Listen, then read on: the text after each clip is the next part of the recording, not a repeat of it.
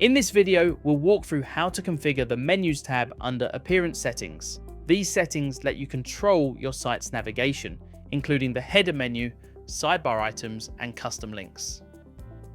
Let's get started.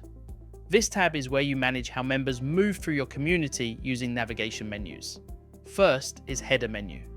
This setting lets you choose which WordPress menu appears in your site's header. The options you see here come directly from your WordPress menu setup. Select the menu you want to display, typically your main navigation menu used across the site. Next is Sidebar Menu Items. This section controls what appears in the left sidebar navigation. You can toggle items on or off and drag them to reorder their position. Available sidebar items include Activity Feed, Members, Groups, Forums, Messages, and Notifications.